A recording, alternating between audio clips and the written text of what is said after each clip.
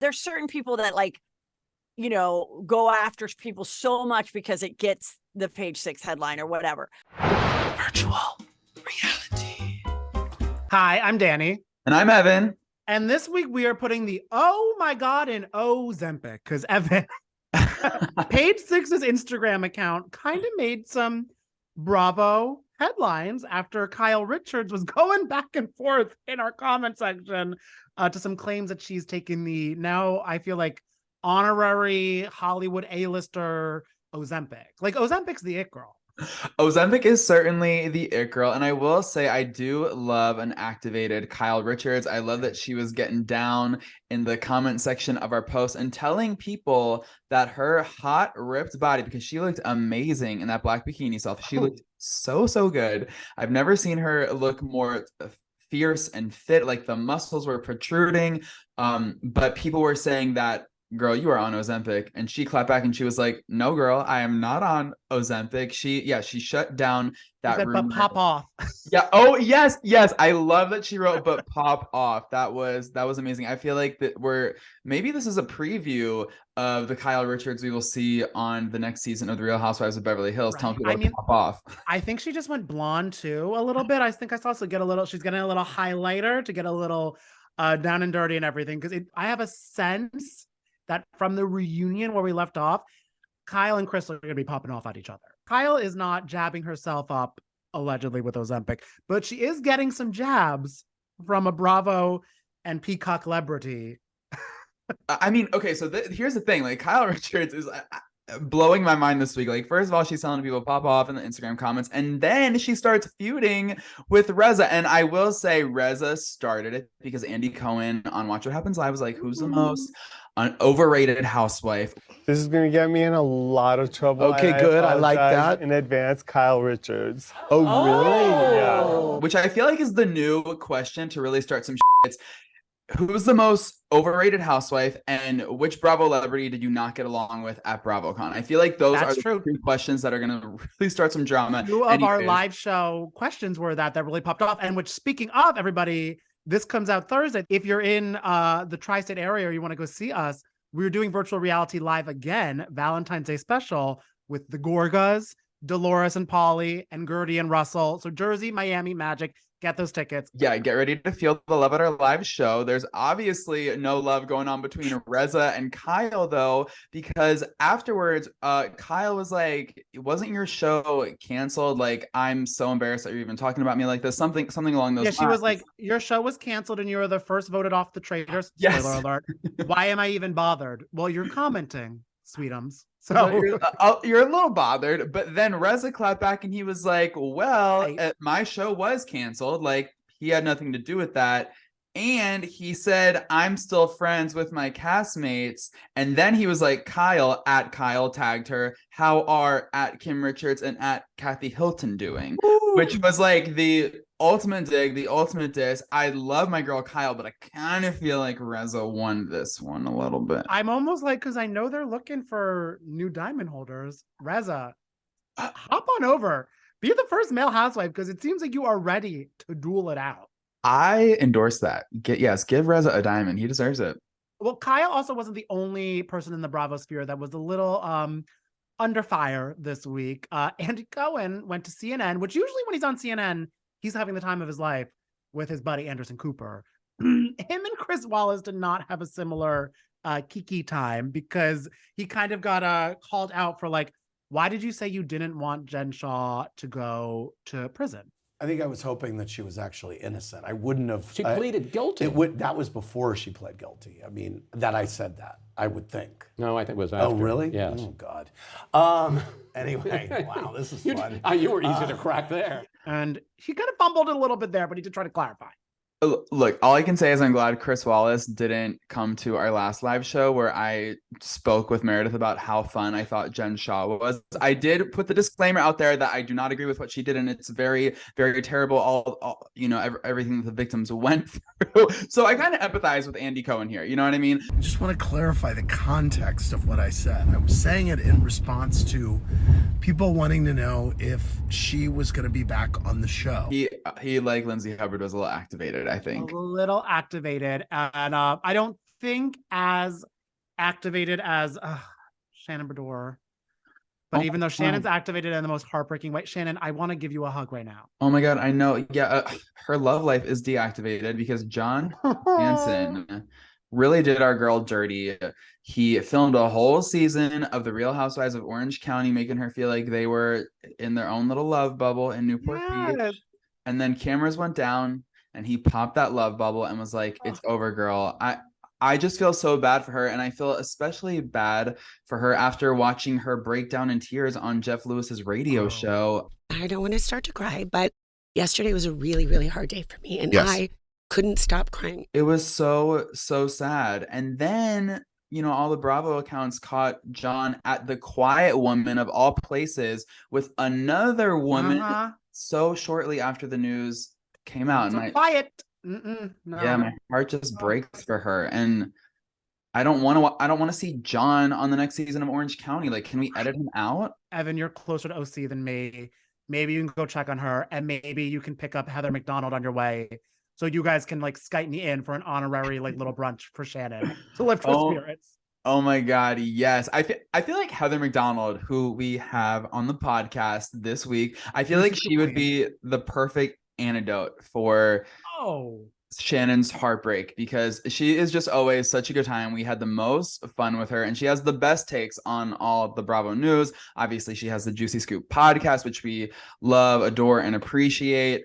And then she also did that incredible Ramona Singer. Oh my God, yes. Go to after you listen to this episode, and also we'll be dropping the full interview with her shortly after this episode is live too, so be sure to check out that. Go to our Instagram and look at her, because me and Evan interviewed her as Ramona Singer, talking about everything, and it is a spot-on Ramona impression.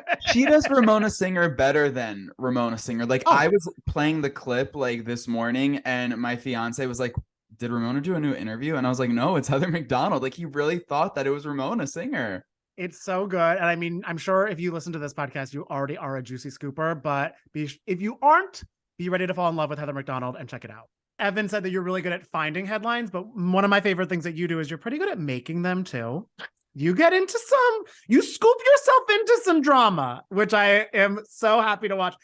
Has there been any lately, or that you really can remember, when like you kind of got into a thing with like a housewife or a celebrity where you're like, how do I get out of this? You know, listen, I don't ever want to be a Bethenny Frankel that just goes after people for clouts, you know, just to like get in a fight with, like, I just noticed she did a TikTok where she was like, Alex Earl, let me organize your closet. And I'm like, oh, you're just so like, that was insane. I'm like, I'm like, why are you stitching with a 23-year-old? Because it gets us talking.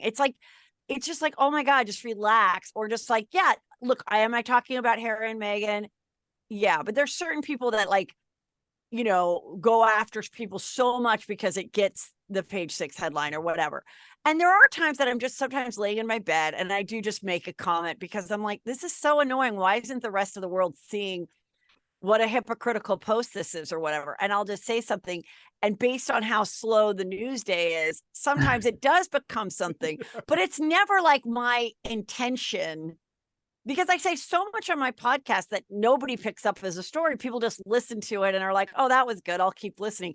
But I don't like, because I don't have someone that like sends out a PR thing and was like, Heather McDonald said this, you know, and so I understand how the stories get written and I enjoy it too. But like, I guess there's just been, there's times where I'm like, okay, I didn't really mean it to get this, right.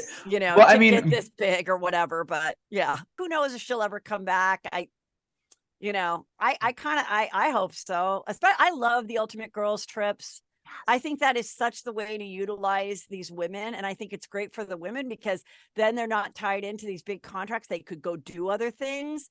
And we just get it all. It's like going to tapas. It's like getting a little bite of everything and not feeling full and dirty. Some of these shows have gotten really dark, you know, with all the crimes and everything, but take these girls away for a week and, you know, it's great. And I mean, you're our Los Angeles correspondent right now because you're friendly with the Beverly Hills ladies. You know all that stuff going on with Rinna gone, Diana gone, which should not shock me.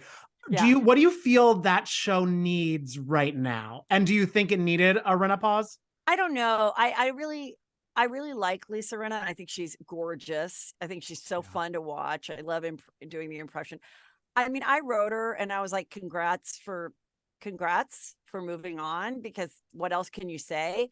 I absolutely love her lip stuff. I have it on right now. It is the best. Rinna lip is the best liner lipstick. So I was like, girl, just work on that. Like, just sell the shit out of that. And of course she could go do an ultimate girls trip and be like a blast. Oh yeah. But I think again, it got dark with the internet stuff. And I still don't know, with the weird guy that, you know, I don't even want to say his name, that was getting all involved with the Kathy Hilton and Lisa, and then the bots, and then the Garcelle's son. And I don't think that she had anything to do with it, but the ties of, I don't know. It just got gross. And I also think her challenging, like Andy, like, put me on pause, and like, you know, all that kind of stuff. I think they want to put people in their place. Also, someone like Dorinda and Lisa are extremely expensive. Oh, So it's just like anybody that's like in a corporate America, the CEO is making $5 million. Let's get rid of him and like have the people that are making, you know, 700 run the company. Heather, what are your thoughts about the way the fandom largely sided with Kathy over Rinna? I thought it was really interesting, but I think it was just what was being accused of Kathy. There was no audio proof of it.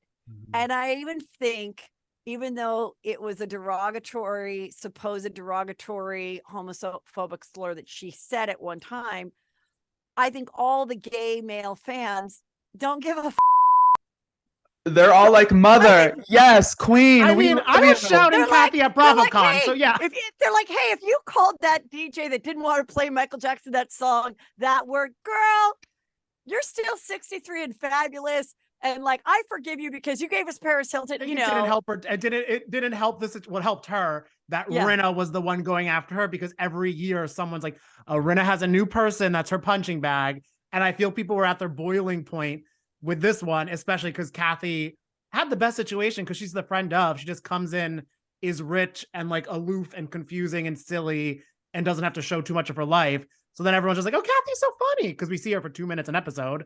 And then Rinna's like, oh, but I don't like her. And everyone's like, no, we're done with you, Rin. I also think the really hard position for someone like Lisa Rinna, who is smart, is a writer producer herself, really, and an actress. And she was the person that would be like, Munchausen's, and she would give us entire seasons of stuff. And so I think the fact that she kept bringing it up because it was a juicy topic and it was something else to talk about, she in her mind probably thought, and even the producers at the time might have been like, good girl, you know, good girl. But then the people at home were like watching it as if you were just watching a group of women that might be your friends. And you're like, bitch, stop bringing it up.